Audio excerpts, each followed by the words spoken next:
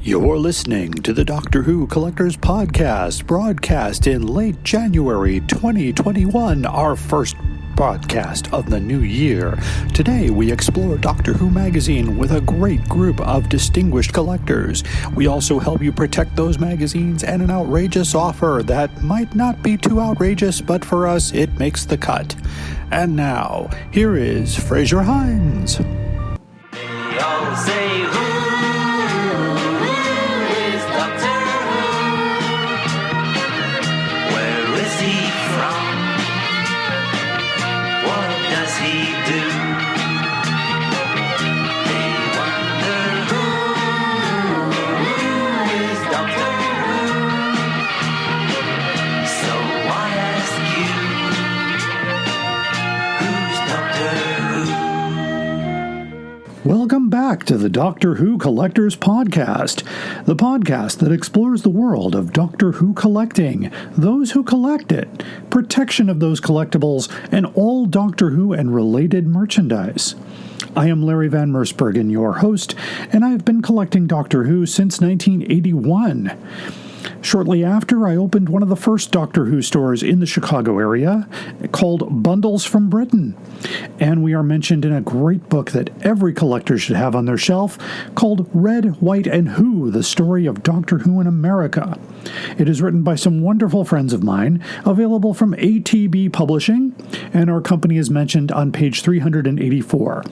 I have a convenient link direct to Amazon to buy this book at our webpage at drwhocollectors.com. We are not receiving any money for this book. We just want everybody to have a copy. Our theme song is Who's Doctor Who, composed by Barry Mason and Les Reed, performed by the great Fraser Hines, our friend, and who played Jamie McCrimmon in many Doctor Who episodes and the longest-running character on the TV program. Consider becoming a friend of our podcast. You can support us a number of ways. First and foremost, you can visit us at our Podbean page at drwhocollectors.podbean.com. You can click the Patreon button and support our podcast that way. You can also shop for your favorite Doctor Who items at our eBay store. Just go to eBay and search for Doctor Who Collectors Podcast. All the purchases on that particular page do benefit the podcast. We don't sell off the collection. We do sell duplicates or promo items that are provided to us for review, things that don't fit our category, or things that are, like I said, not essential to our mission. And of course, we take that money and we put it into podcasting costs. So far we've been able to raise about $1,000, which keeps us on the air throughout 2021. We thank all those who supported us. Speaking of which, you can hear this podcast anywhere you get your podcasts, including Podbean and Pandora. We are a proud member of the Doctor Who Podcast Alliance, and you can hear many other great podcasts at drwhopodcastalliance.org. A couple of podcasts I want to highlight. Since you're already listening to this one, you should be listening to two more. The podcast is called Police Box in a Junkyard. That's a random Doctor Who story, whether it be a comic, print, graphic novel, audio, or video. And it's discussed with usually a short panel of experts, and it's hosted by our friend Eric Gulbranson. I've been on a few of those episodes, and it's been a lot of fun to discuss some of these random stories, and they're not in any particular order. It's completely randomly generated. The other podcast you definitely should have on your list is the Doctor Who Target Book Club podcast, hosted by my good friend Tony Witt. Appearing with him, of course, is our friends Ellison Fitch-Seyfried and Dalton Hughes. They are reviewing the Target books in story order, which is interesting to me since they were not written in story order. I've had the honor of being a guest on several of their episodes, so please give it a check out. Also, while I'm talking about great tools to your collecting, another great tool, of course, is the wonderful book Howe's Transcendental Toy Box by David J. Howe and Arnold T. Bloomberg. Of course, the book is a wonderful resource. However, once a book is printed, it becomes outdated and not up to date very quickly. So you might want to head over to the website, which is drwhotoybox.co.uk. David J. Howe, of course, is an author in the Doctor Who world and a good friend of ours here. He and I are working together this year to improve the Doctor Who Toy Box website, make it more accessible, make it easier to search, and keep out the spam, which is really important. So if you have something that you're not sure about, head over to the Toy Box website and see if it's already been cataloged. And speaking of cataloging, if you're interested in cataloging your book and audio collection for free, and I mean for free, head over to timelash.com/TARDIS Library and set up a free account. Our friend Dan O'Malley runs this free essential service. There are other wonderful things you can find at timelash.com as well, so please give them a check out there. And as usual on every episode, we have our collection protection main story and the most outrageous offer coming up after the break. I would like to invite you to take a trip across all of time and space. Join us in the police box as we discuss the worlds of Doctor Who in a completely random order. We discuss it all. TV stories, audio adventures, novels, nonfiction books, and on and on. I'm your host, Eric Branson. I would be very happy if you'd join me for the Police Box in the Junkyard podcast. The Police Box in the Junkyard podcast is a proud partner of the Video Junkyard podcast and can be found on most major podcast platforms including SoundCloud, Podcast Addict, Stitcher Radio, Google Play, and Spotify. You are listening to The Doctor Who Collectors Podcast. Hello, fellow time travelers. I'm Tony Whitt with the Doctor Who Target Book Club podcast, the podcast in which we undertake the insert adjective here task of discussing in story order all of the Doctor Who novelizations. I'm joined by Dalton Hughes and by Alison Fitz-Seyfried. and we record our episodes twice a month. You're listening to the Doctor Who Collectors Podcast. Enjoy your travels. Up there is the scanner, those are the doors, that is a chair with a panda on it. Sheer poetry, dear boy. Doctor Who Magazine has been a publication that has thrilled Doctor Who fans for many years. Started with its first issue in October of 1979 as a weekly issue. Included great things such as free transfers, pictures, and posters.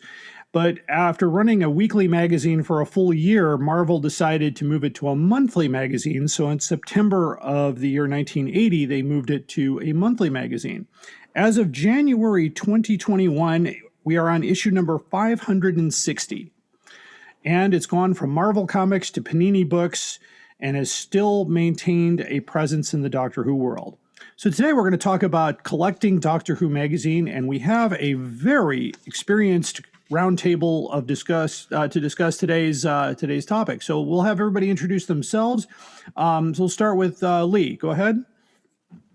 Lee Thompson. I'm an hour south of Chicago, a little town called Bourbonnais, Illinois. Been a Doctor Who fan since 1975, so long time there. Mm-hmm. And recent to the Doctor Who magazine, just getting into collecting that now. So that's all I got. Fantastic. And we'll go to William. Hello, William Thompson. I am the son to Lee Thompson.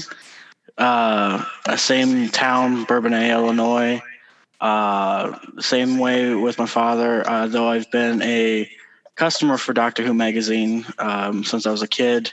I haven't started really collecting them until just recently, but I've definitely loved having the posters up in my room ever since I can remember.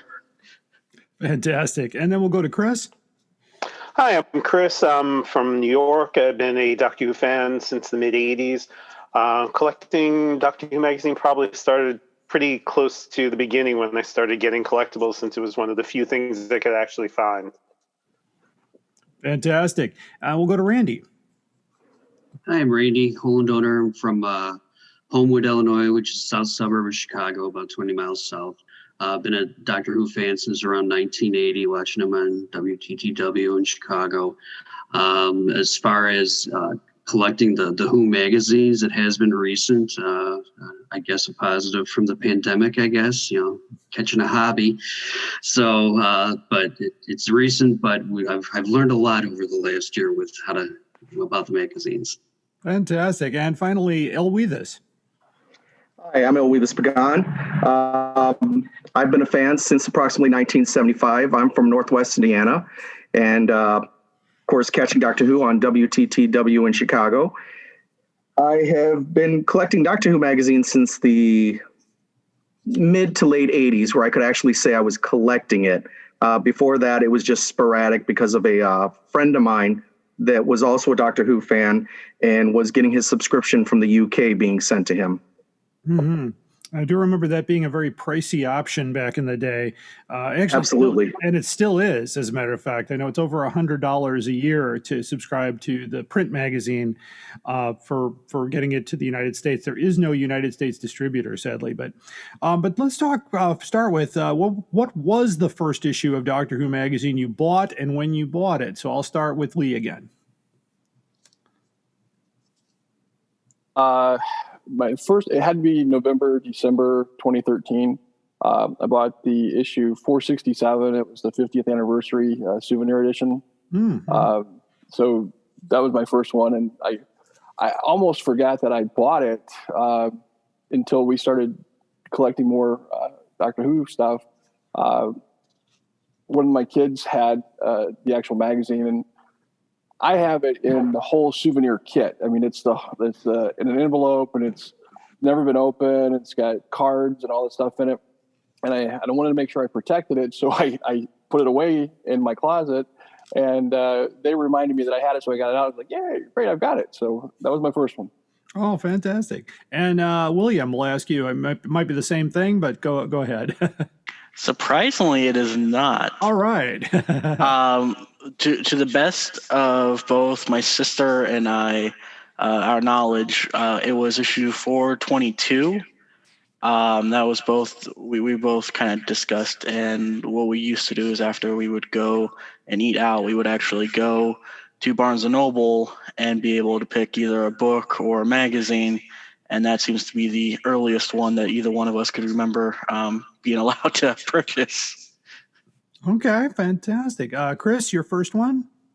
I forget the exact issue. I do remember the cover. It was the Shada, the scientists when they get old. I remember getting it, and that was a back issue because one of the comic stores I used to go to, they had some Targets, and they had a box of a few old Doctor Who magazines. So the first one I got was that one because I didn't know what that episode was. I hadn't heard anything about that one, so it intrigued me, even though it was a weird cover. The first kind of newish issue I actually got was the one, it was I think a 1986 issue with a fold-out cover of the Six Doctors, and that was the closest to I think like a current issue I was able to find at the time, because as you guys know, the issues came 3 months or so after it came out in England, so I think that was the first contemporary one I got. Okay. Randy, your first one. So it's kind of a funny story. Since the pandemic started, Doctor Who Target books were my first elephant to chew on, and the magazines were going to be something I'll get to eventually. And when things lightened up, the restrictions lightened up in July of last year, what's a harmless visit to half-price books? Maybe I'll find a Target book or two.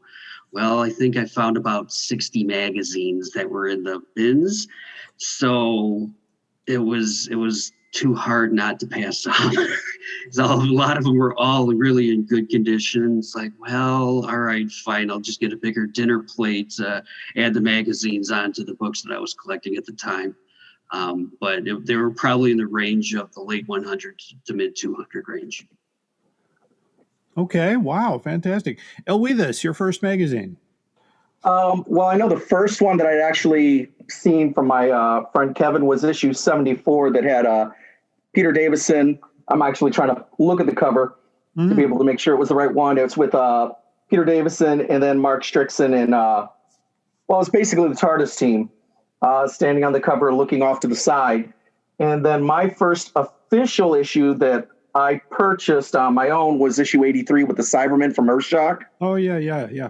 So, and then shortly after that, found a comic shop in the area that was carrying Doctor Who magazines. So my first official monthly, where I started buying the monthly, was issue 89, I believe, which was with Colin Baker and Nicola Bryant standing there. And as far as I know, it was like introducing the TARDIS team. Okay. Wow. And for his era. For me, it was issue number 70 that I bought first. It had Peter Davison on the front cover, and of course, when I bought it, we had no idea who Peter Davison was because it hadn't aired yet in the Chicago area. In the magazine itself, was retail price was $5 for the magazine because they said the import and the wholesale and the import was actually more than the cover price of the magazine. So he had to charge a little bit more for the magazine. This one has a fold-out poster in the middle of a very classic pose of Anthony Ainley and Peter Davison standing back to back with their arms crossed, which was a great publicity photo for the time. And of course, some great stuff in here about Peter Davison, about his role, and a little article on John Nathan Turner and All Creatures Great and Small. So I've read it several times. In fact, I bought 2 copies because the other copy I have is signed by Peter Davison. I gave it to him a few years ago, and I said, this was my first magazine. I'd be honored. And he was able to do that. So my next question is, what was the clinching decision to start collecting Doctor Who magazine? And I'll go in back reverse order here. I'll start with Elwithis on this. Ooh, I'm not even sure. I think it was just when I found that comic shop, just being all excited the fact that they had a couple different issues here and there, and the owner had said, if you're interested, I know there's a couple Doctor Who fans in the area. I can put you down to make sure you get them each month, just like the comics. So I was excited about that and just started that way up until college. Okay. Once I moved away from college, that kind of stopped for a while, though, unfortunately, finances and such. I know for me, when I went to college, there was no comic book store in the area, so I couldn't get a hold of anything for a couple of years. I had to backtrack once I got out. Randy, what about you? You're the defining moment. Was that bin of magazines at Half Price Books that kind of clinched it for you? Yeah, it kind of nudged me in that direction. Okay. Yeah, it was too big. I blame and give credit to my wife because I was in the book section. She's in the magazine section. She goes, "Looky." I'm like, "Oh no. Thank you, I think." So and I knew it was gonna get sucked in as soon as I got into that. But fortunately at the time there were like 60 of them, and I want to say that maybe $3 a piece. But fortunately, Lee and Will were doing it at the same time, so we kind of split them and helped siphon the blow. So, but okay, yeah, that was the deciding moment. Okay, and Chris, what was the deciding moment for you? Well, I've always been a lifelong comic book collector and completist. So I was used to going to all different comic stores and trying to complete the set. So I took from where I was with the magazines, started going backwards and trying to collect them all. And then going forward, when I could find them, because there wasn't too many stores in the area that would actually carry them, I started collecting them as they were coming out, as I could get them, and then found a comic store that would regularly get them, but sometimes they'd sell out. So eventually I had that in my pull list. So I would get it almost every month, even though a few times they wouldn't get it, and then it was just a search to try to track down that one issue. Right. I hear you there. William, the deciding moment, and it might be a collaboration with Dad, so I don't know. Well, with mine, I actually found when we were starting our Target collection, that there was issue 397 came with a somewhat new Target book bundled with it. And I found one on eBay, and I was like, oh, that's really cool. So I picked that up, and that's what kind of started me going, hey, what other things were bundled with these magazines? And then, of course, Randy contacting us out of the blue, going, hey, do you want to get in with this? And it's like, hey, yeah, sure. Yeah, I'm okay with that. I'm glad you mentioned that because over the years, Doctor Who Magazine has included a lot of freebies. From when Big Finish started out, they included a free Big Finish CD. One of the most recent issues had a 45 record of outtakes from Evil of the Daleks. And I heard from David J. Howe the next issue is going to include a Target book. again, kind of going back to that original thing. So there have been a lot of giveaways. It started, of course, with the free transfers on the first issue of Doctor Who Weekly, and if you can find them with the transfers not already used, that's a better it's a better find, and it's still got the original tape that has it on there. The tape is really yellow; it's hard to see on the camera, but that's how it was when it came out. And the several first couple issues of the weeklies did that, and I guess the 500th issue also included a full sheet of transfers to kind of go back to that. Lee, what was your deciding moment?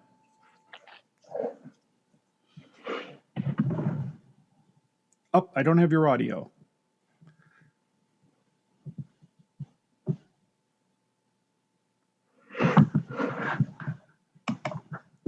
I'd say go ahead and skip him for this one. I'll get him working. No problem. We got technical problems. It's it was the whole what was the quote to sum up 2020 was "You're on mute." So so we'll go to the next question here. Is there any special way that you protect your magazines? And I'll start with Chris on this one. I've had them bagged and boarded, mostly since I got them. Sometimes I'd switch them out for better bags and boards. Originally, it was just like whatever cardboard I had, and then started getting the acid free. One issue that I've had, even though I haven't really collected the last few years, is I know they changed the size of the magazine, so it's hard to get bags and boards to actually fit it properly. The older ones were standard size, but now the bags are too small, the boards are too small, or you get bags that are way too big for them. So it's a challenge to find box boards, etc., that'll fit these newer issues. Yeah, I hear you there. Elwitha, how about you? Protection, special protection? Well, I've primarily gone for most of the issues for the longest time using magazine size comic bags and boards until the sizes started changing again, where they would barely fit in the bag. You could fit the flap, but not the backboards, to eventually just the shop that I get my subscriptions through now, Who North America, puts a board in it and wraps it in this really huge oversized bag, but nice and neatly just seals it. So that's what I've been using until I go to eventually, and my plan is this week, a particular company that seems to be very well known through here on this podcast. Oh, yeah. So I don't think I have to mention them again. But okay. I definitely plan to be counting up how many I need now of the newest size. In fact, maybe Larry, if you can post the exact one, since I'm sure you know the exact one, I don't have to do any searching, and I can just go ahead and order a bunch of them right away. No problem. I can do that. In fact, on this particular podcast, my protection segment will cover the magazine bags and boards, as it seems to, be appropriate for that. So, Randy, how about you? Any special protection or? Yeah, so I'm using the acid-free bags and boards. Because I'm relatively recent to collecting them, it was a rude awakening once I started getting the newer ones, saying, why did they do this and change the size of the magazines? But so I mean, because I've been focusing on the older ones right now, just because they mean more to me right now. So doing on that, but I'm getting to the point where I've got 250 maybe. But to the point where I'm getting the newer ones now. So, yeah, I will be interested to hear from you where sure. It's a good place to get these from. Absolutely. William, how about you? Any special protection? Basically the same way as everyone else. They're bagged and board with the archival grade material. Our biggest thing right now is we're realizing how quickly the banker box holders are starting to take up our bookcases. So we're definitely looking at more of the comic book style, airtight, watertight totes to start putting them in. But definitely, it's pretty cool though to be able to see all of them lined up on a bookcase. So that's true. I don't know if you can see behind me, but that's the second shelf is all magazines. So it's they're all just and of course they do take up anything you collect takes up space. That's just I'm limited to these four walls for the most part. So I've been very creative, and so we'll go back to Lee here. See if we can't. Can you hear me? Yes, you're good. Okay. Go ahead. I'm doing the same as Will and I are doing it together. So, making sure we're trying to be consistent about how we do it. But the banker box thing, I thought it worked really well initially, but we've got to find something different. It just takes up too much space, and with all the other books that we're buying too, it's like, what do I want to have out in front? What do I don't want to have in front? So whatever suggestions you guys have, we would love to hear it. So thanks. Sure. Of course, I always have trusted the books, the bags and boards from Bags Unlimited Incorporated. And they've been around since 1981, and they basically make a bag for about every size periodical that is out there, including newspaper and tabloid and records and reel-to-reel tapes, VHS tapes, and all that great stuff. So bagsunlimited.com is the website. I also remember I got a lot of attention not long ago because the Doctor Who hardcovers, people were looking for bags, and they have the perfect size bag that fits the hardcover without being too snug and has a little room for a flap.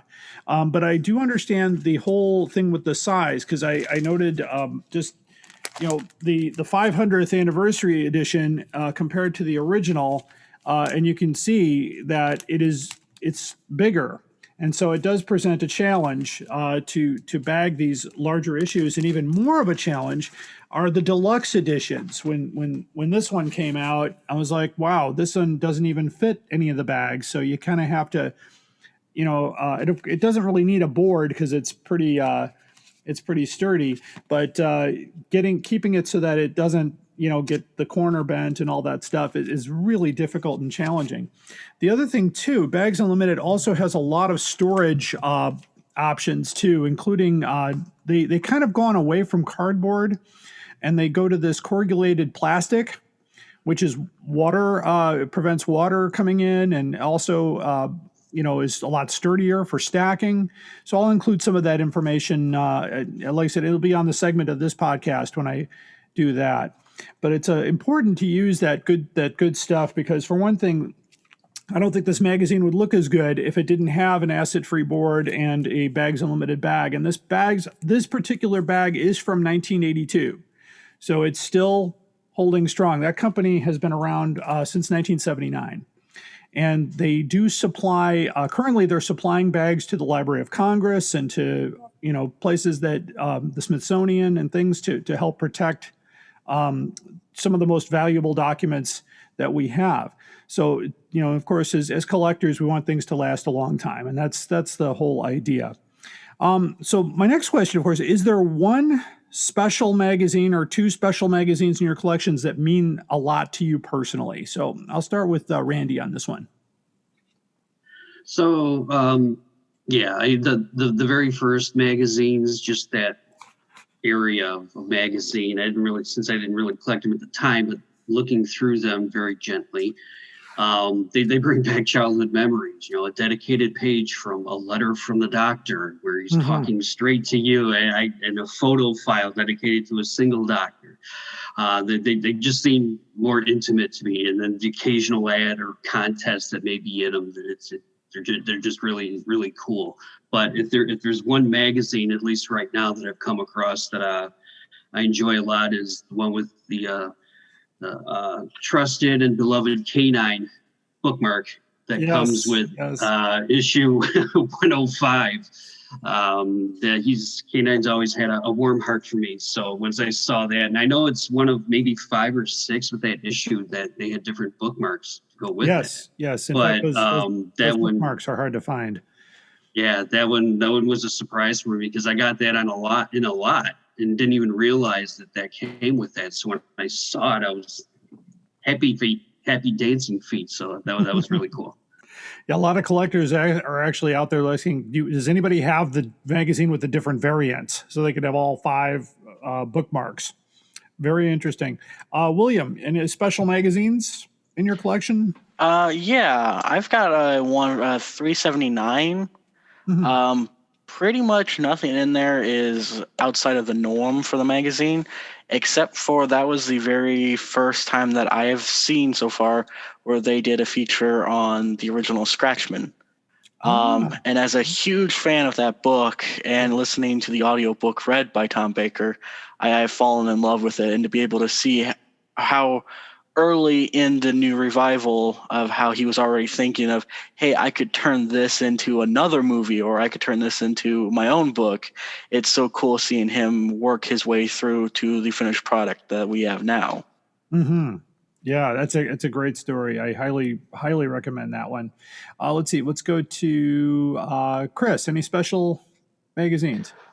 I don't think there's one in particular, but since when I was collecting Doctor Who magazine, it was my only source of news as I was watching the show. So just going through pictures of them reminds me of, the announcement of them finding Tomb of the Cybermen, or when Sylvester McCoy got announced. So it's more of a memory lane of my fandom and the things that were happening as, I mean, not immediately because of the time delay on it, but that was my way of being connected to Doctor Who fandom and England and everything else. So just the covers alone just bring back tons of memories. Fantastic. Elwithus, any special issues to you? Like Chris saying, the covers alone, just the memories that would be attached to them in some way. I've actually got kind of a three-way tie for me with, when I first went to London, back just as I graduated high school, I actually tried to search out. I didn't know where to go. I mean, I was in London for the first time ever. So I was in awe of everything. Saw a bookstore, went in there, tried to buy a magazine, and turned out I had just happened to get that magazine like about a week earlier, luckily from a friend of mine that sent it out to me. So I didn't get anything. But the next time I went to London for the 50th anniversary, and went with my son, right there at I'm forgetting the name of the bookstore. It's like the most popular bookstore across all of London, and I'm not now spacing it. That's okay. But they had the special edition for the Day of the Doctor, so I had to get my hands on that. So that's the first one I could say I bought in London, which was so cool to me. Then I become, over the last few years, I've gotten to become good friends with Andrew Skeletor, and one of the issues I still could not find in back issue bins anywhere, he sent me, which was this one that I remember. Yeah. That had his interview and everything. So he goes, "Oh, you're looking for that? I've got a few copies somewhere in the attic. Let me dig it out for you." So he got that for me, which was so cool for him to send this, because his artwork and Alistair Pearson's were like the two biggest loves for posters in Doctor Who back then. And I guess probably the most important one to me would be issue 435, and only because it's kind of a slightly sad thing is my letter was printed in here regarding Elizabeth Sladen. So this is my first fan letter to Doctor Who magazine, talking about how I had met her in Chicago and how amazing she was. And so that right there is just cool in so many ways. Absolutely. Let's see, Lee, any special magazines? Yeah, it's my first one, 467. The 50th anniversary was just an amazing event, and I took my kids to our local movie theater and watched the Day of the Doctor in 3D, and with a whole crowd of Whovians, Yes.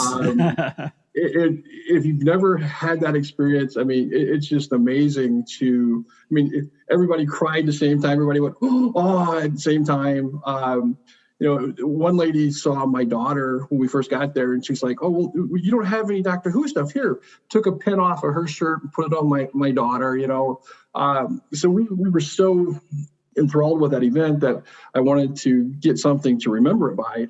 And went over to Barnes & Noble, and I saw that episode, I think it's 467, and that whole kit. I was like, yeah, I'm going to buy this. I'm going to save this. And now when I took it out when we started going to collect this, I remember all that. And it's pretty cool just looking at a picture, holding a magazine can bring back all that stuff to you, Absolutely. What Randy was saying about the bookmark, that's something that Will and I are really into, is we want to get every one of those things. So we've got all 5 bookmarks. So nice. It took us a little bit of moving around and fighting, but those are the things that we're looking for too. Like if it had a disc, let's find one that has a disc with it, because some of them came with picture discs. Some, like you said, with the iron-ons and transfers, posters, postcards. And that's what Randy got. Randy was the one that hooked us into the magazines when he made us buy those ones with him. And they have brute force. Yeah, well, it had some beautiful postcards in there that were just amazing. Yeah. And these things were back, in the 80s, 70s, and they still survived and they were beautiful. So that's what made us really want to get into doing this. So, that's fantastic. William, any special issues to you, or did that cover it? Yeah, you already asked me. Oh, I already talked to you. Okay. Sometimes in the big Hey, that's fine. I lose that. I'll share a couple of my personal favorites. One of my dear ones, of course, was the first Doctor Who monthly, and I remember getting this one. This was a really nice issue. But the other two that I really loved was issue number 124, when they announced Sylvester McCoy as the new Doctor, since there was a doubt whether or not there would be Doctor Who. And, of course, really sad was a couple months later, the July 1987 tribute to Patrick Troughton, as he had passed away at a Doctor Who convention. And I remember hearing it on the local news and just being shocked that, we had lost a very important man in Doctor Who. And I still go back thinking, wow, at least I got to meet him back in 85. And one of the most incredible experiences, of course, was sitting in the video room watching the Crotons. And after episode 4 was over, the curtain opened and Patrick Troughton walked out with a microphone to talk about it. And it just, everybody went to their feet and just, cheered him on. And he was just overwhelmed by the fandom. But some great stuff. And like I said, the covers do, like I said, even this cover just kind of reminds me of what an amazing doctor he was, or even the second. I always like the second Doctor Who Weekly, because the Doctor in K9 was very iconic back in the day. So some great stuff. In fact, and even just things that the comics that were reprinted in Marvel, and then later its own comic book series, and now things that are being reprinted today for Doctor Who magazine.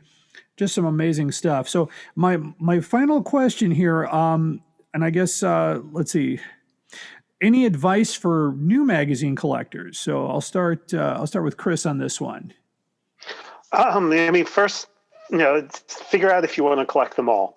There's a lot of issues, a lot of specials, offshoots like the Poster magazine and Classic Comics and some of the other ones. Figure out what you want to do with them.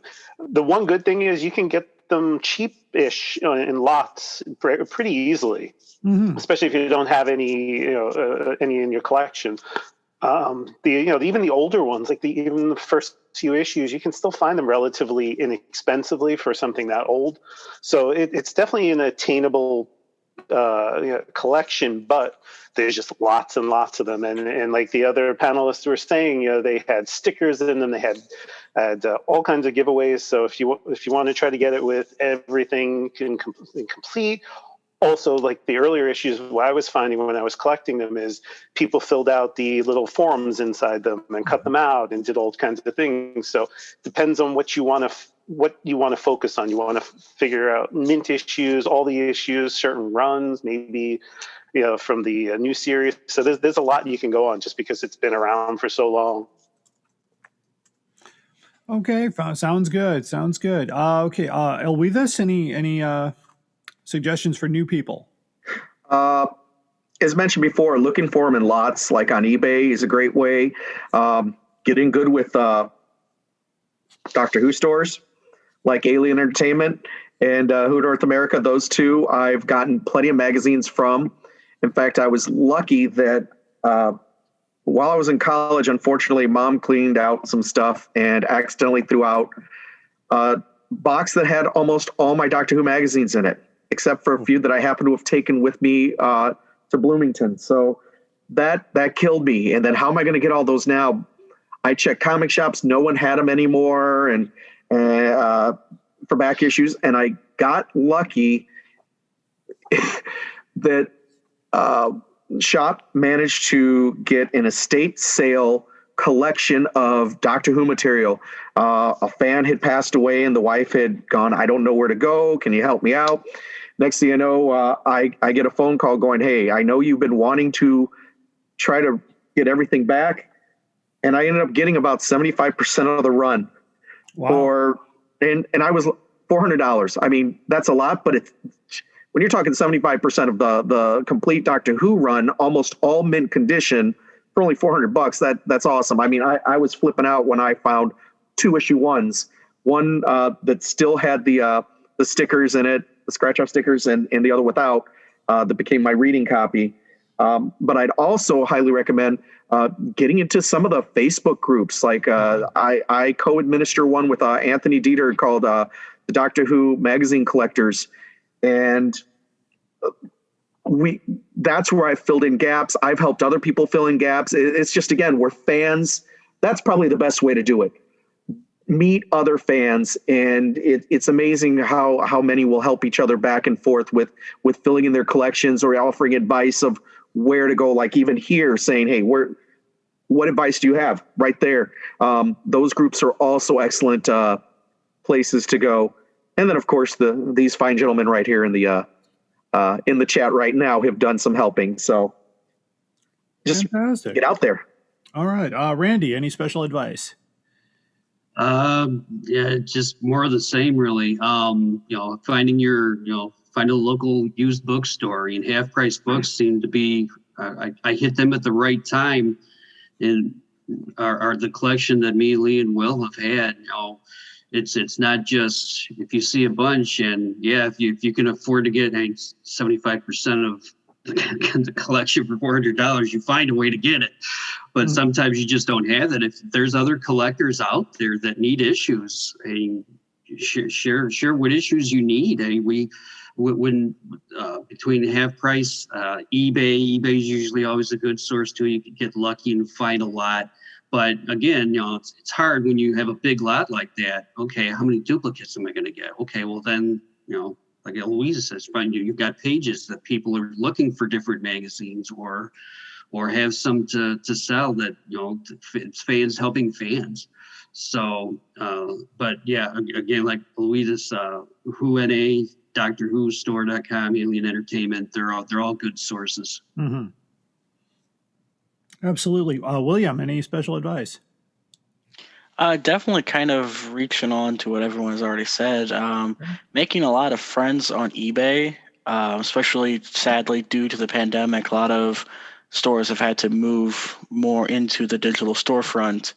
And I've found quite a few from all over the states that used to stock this stuff in a physical location. They're like, oh, yeah, no, we'll go ahead and give you a discount price, or we can help you talk to some of our other store managers that we know and help you locate it. So you need to make those connections if you want to successfully get all of them or get the ones that you're particularly looking for. Okay. And Lee, any thoughts on that as well? Yeah, I think that you got to go back to what Chris was saying. What do you want to collect? We're still in that phase. We're I wrote them down. I mean, you've got Doctor Who Insider, which we just found out about, which is the American version. You've got Doctor Who, the special editions. You've got the specials. You got Doctor Who Weekly, Doctor Who Annual. Doctor Who Marvel Monthly, Doctor Who Monthly, the official Doctor Who, the Doctor Who magazine, and then Doctor Who magazine. We've got some of all those, and we're trying to figure out what's the best way that we want to. Do we want to go with a lot of newer stuff or just the older stuff? Some of the prices out there are ridiculous. You've got to be careful what you're buying and where you're buying from. Some people are just wonderful. I mean, we picked up a lot of 52 magazines for $30. Okay, and that was with shipping. Come on. And then you've got other people who are selling them for $5-6 a piece, and then they're trying to sell $7-8 shipping. Take a look. Really look through and see. eBay is a good place to look. All the wonderful stores locally are great places to look. get a friend like Randy, who's got a great wife who picks out magazines every time she seems to be in the store. So we get a bunch of them from him. But I think, though, before you spend a lot of money, really figure out what you want. And there's so many places on like TARDIS Fandom. You can look on there and see, what's out there. There's a lot of wiki sites and stuff. Take a look and see, and then you can say, okay, now I want to start spending my money. Right. And I emphasize this on almost every podcast when I tell people that, start small. If you're looking at, acquire, the first 10, go for that instead of trying to, go big. Just to, look, or maybe look for those special issues. Of course, I realized that I skipped a question on the on here about your main source. A lot of you have included those in those last answers, so I'll come back to anybody who didn't do that. But a couple places that I like to go, abesbooks.com is a great place to go, not just for books, but you can find Doctor Who magazine there as well. When you search, there's a checkbox on the side to check magazines, and a lot of these bookshops are also selling their Doctor Who magazines, some within the United States, so there's free shipping. And that's the other part too. The other places too, there's always the, Alien Entertainment has an eBay page where most of their older stuff is being sold. And that has been kind of I know Gene has told me that has been a big task for him, is to hire people to kind of go through the 3 warehouses, and get all of that stuff out there. A lot of times, I know he just bought a huge collection, and I've been telling him, what did you buy? And he goes, well, I'll get back to you. Well, that was 6 months ago. So I was like, well, what's in there? Usually he gives me first pick of the litter before he puts it out there on eBay. So it's, just I guess the benefit of having a long time friendship with him. But those things, of course, relying on, I've actually found a lot of great things through the Doctor Who Magazine Facebook group, where I even posted the invitation here. It's a great place to go. The Doctor Who Collectors Club on Facebook is another great place to go, because, and also Doctor Who Stuff for Sale has a group on Facebook, which a lot of times you'll find some great magazines. I want to throw an ad hoc question out here, because I forgot. I remember in my research, does anybody have the October 2017 controversial issue that has the hidden profane message from Nicholas Pegg? I don't know if anybody remembers that story. I remember reading about it. I don't have that one. The print magazine actually was it was distributed, but then all the other copies were pulled. So it's a very rare. It's one of the rarest magazines to find. The digital edition was edited, and of course, Mr. Pegg was fired, and all that. But it was the first time that a magazine had been kind of. The editor, of course, left. They had a big problem with the magazine. There was, that particular one. So I was just curious if anyone has one. I do not own a copy of that one. I've been on the search for that one for quite a bit. That is the only controversy that came up in the research on Doctor Who magazine. Anybody have a source they go to that's specific that hasn't been mentioned already? Go ahead and chime in.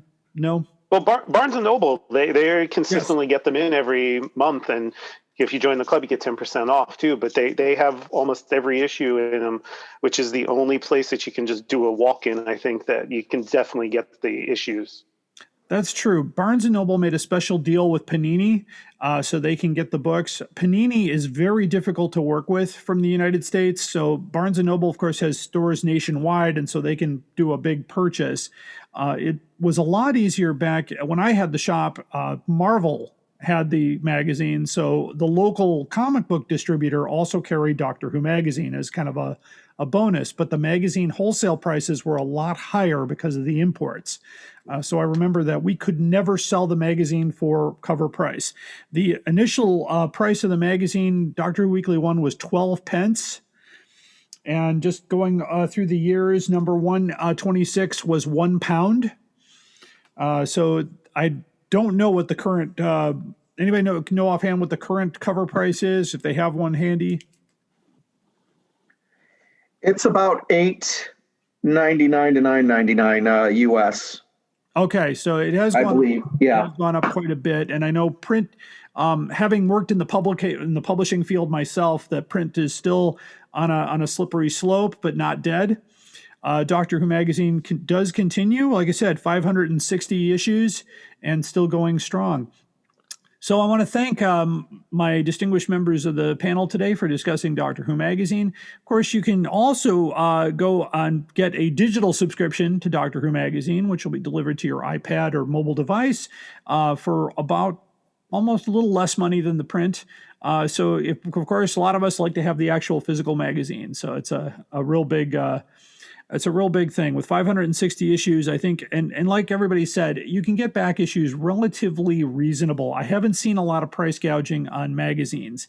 I've occasionally run into somebody trying to sell one for a lot higher. And in fact, I'm still looking for the outrageous offer part of my podcast. I'm looking for a magazine that I could showcase, but so far I've come up empty. But it's still to be had, and I still haven't gone through the emails yet to see what's out there. Anyway, I want to thank everybody for joining us for this Collectors Roundtable. Be sure to join us when we do the call for roundtables. Please contact us at Doctor Who Collectors Podcast at gmail.com, or you can find us on Facebook or Twitter at Doctor Who Collectors Podcast. Thank you, gentlemen. Have a wonderful day. Thanks. Thank you. You too. All my travellings throughout the universe, I have battled against evil, against power-mad conspirators. I should have stayed here. The oldest civilization. Decadent, degenerate, and rotten to the core. Power-mad conspirators, Daleks, Sontarans, Cybermen. They're still in the nursery compared to us. 10 million years of absolute power. That's what it takes to be really corrupt. And now it's time for the most outrageous offer. And today's outrageous offer takes us, as we are on the Doctor Who magazine theme today, we decided to look for a Doctor Who magazine that might be a bit overpriced. And so we did find one, and that would be Doctor Who magazine issue 501. And we know that's an issue dedicated to Tom Baker, with art cards and posters and things that are all in that thing there. It says, I guess, 4 art cards and 2 mini posters. So really cool. It's a really cool issue. And we discovered a seller in Evanston, Illinois. And they've been an online seller since 2010, so quite some time. And they are selling this particular magazine. It says new. No picture or anything like that. And they're asking $44.94 plus $3.95 shipping. So that's around $48, give or take a few pennies there. So that seems a bit high. So I did another search for that magazine, and I've come up with different sellers where the range of price is anywhere from $20 to $25, and some of them with free shipping. So if you're looking for issue 501 or any of those special editions, the most important thing about looking for gaps in your collection is to shop around and make sure you're not paying the highest possible price for something that you can get for a little bit less. Doesn't mean you're getting less quality. A lot of sellers are honest out there. Just talk to them. I recommend for Doctor Who Magazine, talk to the people in the Doctor Who Magazine Collectors Facebook page. I'm a member of that page, and one of our panelists from today's discussion runs that page as well. So I do trust them, and they will be honest with you. So there you go, the most outrageous offer. And the most outrageous offer, of course, is brought to you today by Alien Entertainment and the Doctor Who Store. For all your Doctor Who collecting needs at drwhostore.com or in the Chicago area, you can visit them in downtown Lombard. They're on Main Street, and you can't miss it because the big Doctor Who logo in the window will be a dead giveaway. So this has been a most outrageous offer. Sad, really, isn't it? People spend all their time making nice things, and other people come along and break them. And now it's time for collection protection on the Doctor Who Collectors Podcast. And today we want to protect those Doctor Who magazines. And over the time that Doctor Who magazine was published, the size changed. So I want to make sure we get the right size bags and backing boards for your particular collection of magazines. I use protection materials exclusively from Bags Unlimited Incorporated, and I've been using them since 1981. You can find them online at bagsunlimited.com, or you can call their toll-free number at 800-767-2247. And if you do call, please tell them you heard about this on the Doctor Who Collectors Podcast. So, in talking about the various sizes, I've measured the magazines over time, starting with the first weekly all the way up to those special editions that are in the tall cardboard sleeves. And so I'm going to give you the codes for what you need from Bags Unlimited here. The 8x11 magazines will use a regular size magazine bag, and that code is SMAG2. And the backing board code is KCB30M, as in Mary. There we go. The next size that I discovered here was an 8 3/4 inches by 11 1/4 inch size, and they'll use the A4 magazine bags, and that code is SA43, and the acid-free backing board code is KAF28A4. And the next size up was 8 1/4 by 11 3/4 size, and that will use the A4 magazine bags and boards that I've already mentioned. That's the same, basically really close to those sizes. And the largest collection there will be 12 by 10 1/2, and those will use the Treasury Edition large magazine bags. That code is SPPTER. And the closest size backing board to this size is a 10 by 12, so they'll be a 1/2 inch smaller. And that's KCB30LMR. That is the best way to protect your collectibles as far as getting acid-free protection, protection from ultraviolet light. You can choose the nature of what bags, when you get to the website, choose the type of bag you want for long-term, short-term, resealable, with a flap, without a flap. Different types of chipboard backings to acid-free backings. You can make that choice as you go along. These are the ones I mentioned are my recommendations, and of course we are not receiving anything from Bags Unlimited. This is my own experience. I was a dealer. We sold Bags Unlimited products back in the store days, and I use them to protect my collection today. So that is for Doctor Who magazines on collection protection. I want to thank you for listening to the Doctor Who Collectors Podcast. You can find this podcast anywhere you get your podcasts, including Podbean. So we'll see you next time on the Doctor Who Collectors Podcast. Keep collecting.